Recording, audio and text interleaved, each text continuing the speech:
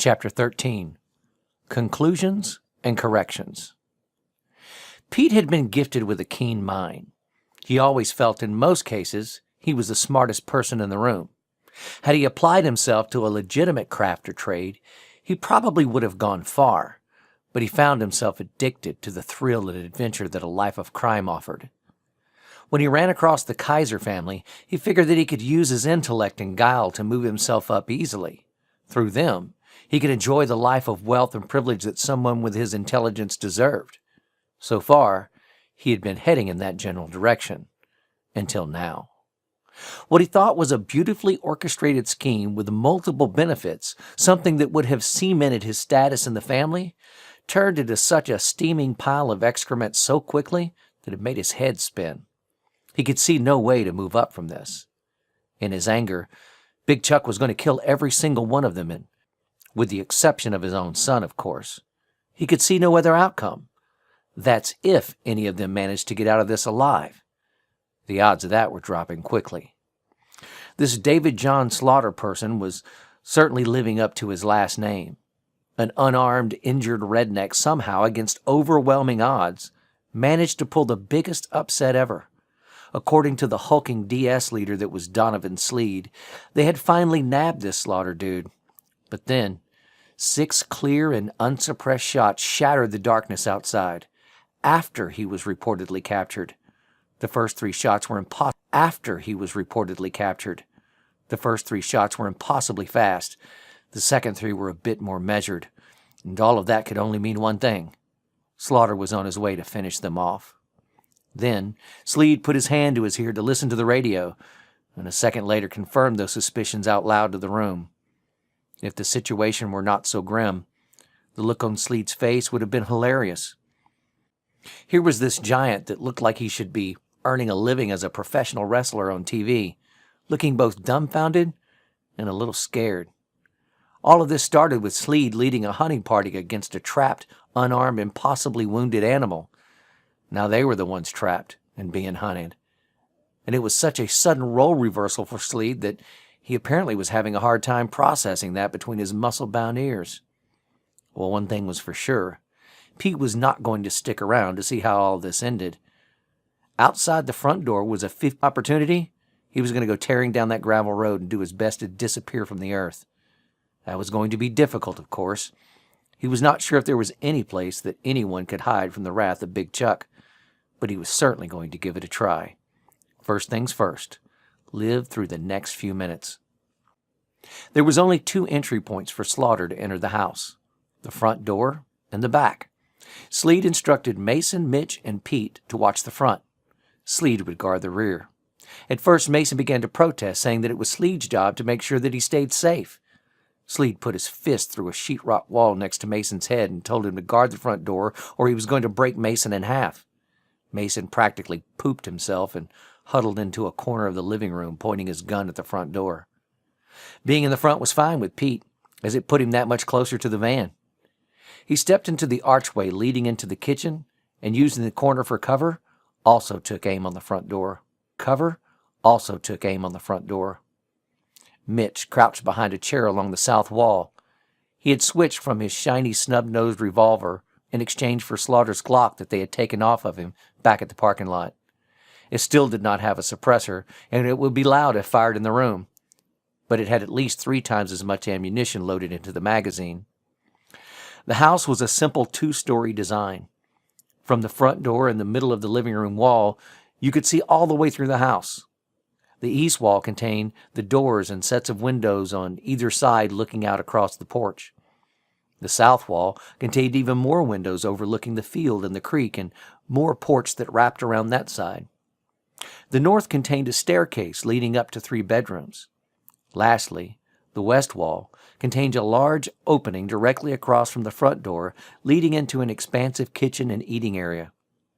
On the opposite of the kitchen was another large opening, leading into the back shop where the secret gun room was. Continue following that line from the front door, and you hit a back door and a small covered porch. Near the staircase is where Mason hid, trying to make himself as small as possible. He was clearly scared to death now. His life of being the guy always on top had suddenly been reversed. and he sat wide-eyed in the dim moonlight that filtered through the windows. Pete could make him out clearly as his eyes adjusted to the darkness. No doubt about it, Pete thought. Mason was frightened beyond measure. For a long few minutes, the only sounds that Pete could hear was his own breathing and the crickets outside. Then, the air conditioning kicked in as the thermostat warmed past its setting and told it to engage. In the quiet, as their ears searched for some signs of movement outside, the AC running was just too loud. It would give the guy hunting them some cover. "Mitch," he whispered, "turn the AC off. All between you and me." "You do it," Mitch replied. "Don't be stupid. I got you covered. That chair you're hiding behind ain't stopping any bullets anyway." Mitch paused a second, unsure if he should ignore Pete or if he should listen to the guy that technically outranked him. Finally, rank won out. He stepped out and into the room so as to go around the end table and lamp between he and Pete. He bumped the chair in the darkness and the legs scraped against the wooden floor. "Be quiet," Pete hissed. A split second later, the floor exploded beneath Mitch's feet as splintered wood flew upwards into the room like confetti. Bullets punched up through the flooring, disintegrating the boards beneath him. Mitch screamed as rounds tore upwards through his feet, legs, and into his body. Their stalker was under the house. From across the room, the gunfire and Mitch's screams were simply too much for Mason. Convinced that the grim reaper of this canyon had finally somehow come for him, he howled in fear and began through the kitchen. Already being turned into Swiss cheese from the bullets punching upwards through the floor, Pete watched Mason help speed the man's death by adding his own bullets into the mix. Mitch jumped, twitched and convulsed, then finally hunched over and collapsed into a bloody pile. A half-second later, the man under the house stopped firing, but Mason kept pulling the trigger until there were no rounds left in his gun. Donovan arrived in the archway next to him, assault rifle searching for Slaughter, whom he was sure had made his way into the home through the front. He got there just in time to see the slide lock back on Mason's gun. He was empty, but he kept pulling the trigger anyway. "Where is he?" Slade shouted.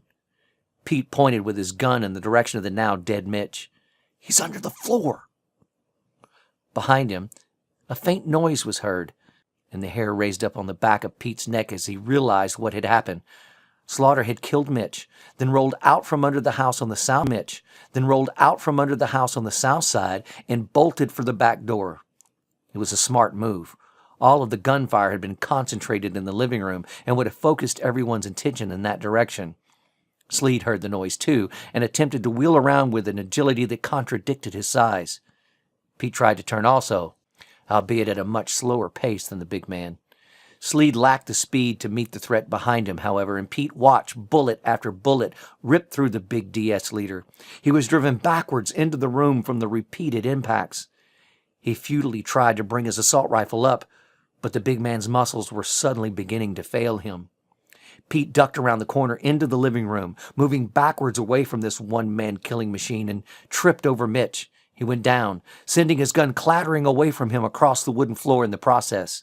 Slade, in turn, finally went down on his back, his fingers losing their grasp on the assault rifle, and his dying eyes blinking up disbelief. Death entered the room then. The glow of the half-moon cast a pale light and made it easy for Pete to spot him. From its soft glow, Pete could see that Slaughter was wearing a pair of their night vision goggles. He watched the shadowy form quickly select an option from his two remaining targets, Pete or Mason. Pete had dropped his weapon and was now defenseless, but Mason, on the other side of the room, was fumbling through the process of reloading. The shadow ghosted across the room to stand over Mason. His boss froze as he was approached, his fear rendering him motionless in the corner. Pete looked on as the darkened form pointed the barrel of his own rifle at the forehead of Mason, then asked a simple question. "Who are you?" Somehow, Mason, knowing that it was over, decided to not go down without a fight. He slapped the end of the weapon away and tried to launch himself off the floor. At the same time, Pete decided it was a perfect time to make it, facing away from him, so Pete scrambled and dove for the door. As he did so, he was able to see Slaughter step back and away from Mason, and then begin to empty his magazine into Mason's middle. Pete was through the door then, and hurtling off the porch in the direction of the van. He almost lost his footing in the gravel, then had to leap over a dead DS soldier in the drive. Behind him, the firing stopped, and he knew that the demon was going to be coming for him next. As he rounded the back of the van, heading towards the driver's door, a bullet smacked the corner near his head. A squeal of fright burst from his lips. He couldn't help it. It just happened. He had never been more certain of his imminent death than he was right now. He wasn't sure what shocked him the most, the fear that made him squeal like a pig, or the fact that he was working for the most ruthless man this side of the Mississippi River, yet he was running for his own life. It was supposed to be the other way around. People were struck by fear at the mere mention of Big Chuck. They were the ones always on the run. They were the ones that squealed like pigs. It wasn't supposed to be this way. He tore through the driver's side and, hunching as low as he could in the seat, turned the key. More rounds shattered glass and impacted steel all around him, but the van answered his plea and roared to life. He jammed the gas pedal down hard, and gravel flew as the van struggled to find traction. More bullets ripped through the van, looking for him, seeking him out. Finally, the van picked up speed, and he flipped the headlights on as he tore into the road and through the trees. The bullets stopped their quest to take his life, and he began to concentrate on not running off the road. He weaved his way through the canyon, remembered the washed-out section ahead, and slowed down just enough to make it through without wrecking. When he finally found the 2-lane blacktop up ahead, he turned right, away from town, and made himself drive the speed limit. He was alive. Somehow, incredibly, he was alive. He had to ditch the shot-up van as soon as he could, however, as it would quickly draw attention to him. Then he would keep running. He was finally free of the madman behind him. Big Chuck, however, was going to start hunting for him. He would soon learn that Pete had made it out alive. He was going to first want answers. Then secondly, he would want Pete to pay for the screw-up, pay with his life. After maybe a lengthy torture session, of course. If only there was some way to get Big Chuck to leave him alone. If only he could make some sort of deal with him, give him something to redirect his anger. Chapter break. Perspective change. DJ stood on his porch in the moonlight and watched the van's taillights disappear through the canyon. The M4 was empty, and he did not bother to reload as there was no way he could hit the man now. He disconnected the rifle from the harness on his vest and dropped it into the dirt. He wearily strolled over and sat down in a chair against the wall, the same chair that he tried to kill himself in over 2 years ago. 22 people were dead, some around him where he sat, some scattered throughout the valley. For a moment, with the focus of eliminating an enemy now behind him, he considered all that had happened over the last several hours. He had killed people. Over and over again he had taken them out, not just in fierce direct combat, but he had shot people from behind when they fled from him. He had caught them in a moment when they were defenseless and vulnerable, and when he was given the option to flee, he instead chose to keep fighting. There was a moment when he had plunged a dagger through the heart of one of them that he had felt something. So, now that it was over, he attempted to revisit that emotion. He closed his eyes and relived that act and let the emotion that had threatened to overtake him then consume him now. What he had felt then, and was feeling now, was not the horror that he had taken a life. It was a shock that taking a life was not such a big deal. It should have been. We only get one life to live on this earth. We only get one shot. But he had taken away the privilege of living from others, and he felt no remorse whatsoever. And that is what shocked him. He thought he was better than that. Apparently, he was wrong. Was it because he was so broken, having had his wife and children so brutally taken from him, that he had turned into the very same creature that had stolen his family? Or was it because this whole situation had seemed so black and white? I mean, these guys had been the worst of the worst, real dirtbags, the lowest form of humanity that society had to offer. Was it that they had lived their lives in such disregard for other human life that taking theirs was just a simple act of justice? No, not really justice, he thought to himself. With justice, there is always emotion attached. Oh, sure, justice was supposed to be blind, but there was anger at what had been done that was connected to it, and to the penalty that needed to be enforced. Killing these guys was somehow different than enacting justice. It was something simpler, something a bit more basic, something uncomplicated. It was more like a correction to the balance of life. And just like that, he realized that all of the anger in him was gone. When he had been under assault back at the parking lot, and when he had seen Henry die trying to save him, and even when he had killed the first 5 that had been guarding the canyon entrance, there had been a raging monster in him that seemed to only be happy when he was inflicting death on these invaders. Somewhere along the way, that had vanished. There was no longer rage in him anymore, no sense of vengeance. He had been on such an emotional roller coaster over the last few years, and certainly over the last several hours, that those emotions were now spent. The well of anger and fury had been tapped to the point that it was now empty. What was left was just the understanding that something had needed doing, so he had done it. That scared him. That concerned him. But in this anger-free void, he realized, was peace. Wonderful, brilliant peace. As he had finished sweeping through his canyon home, killing those that had invaded his life, what had started as a vengeful quest had changed into something else. It had morphed into simple correction, sort of like passing through a hallway and seeing a photograph on the wall, hanging slightly askew in the frame. You just reach up and, without any real thought or consideration, tilt it back straight. You correct it. DJ opened his eyes. Enough inward analyzation of his psyche. While the battle may be over, there was still plenty to do. The sheriff would need to be called, but before then, he needed to take care of a few things first. For one thing, he needed his phone back. He went first to Soul Patch, but did not find his phone in his possession. He searched Blondie as well, but turned up nothing. That meant that Skinhead, the one that got away, still must have it. He discovered his wallet on Soul Patch, along with the envelope with 10 grand in it. He shoved his wallet into his back pocket, but left the cash as it was now evidence and part of the story he would need to tell to the sheriff. He even left his Glock lying in the pool of blood around Blondie. DJ went back to Soul Patch and looked for the dead man's wallet. He found it and fished out his license. The name read, Mason Kaiser. It rang no bells for him.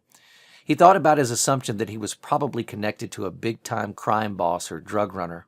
License in his shop and copied down all of the information off the license. When he got a chance, he would use one of those background checking services online to find out more about him. He placed the wallet back in Mason's pocket and retrieved the dead man's phone instead. It was locked. But he thought he had read that there was a way to break into phones according to an online news article he had seen. Instead of leaving it for the forensics teams to have, his gut told him he better keep it to do his own forensics later. He could always turn it over when he was done.